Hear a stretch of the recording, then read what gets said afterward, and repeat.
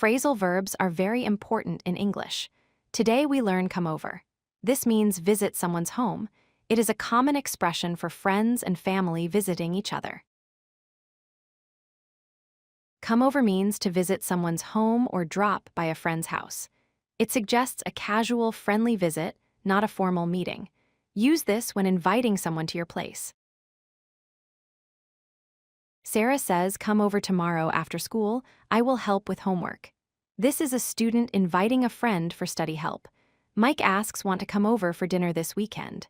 This shows a friendly dinner invitation.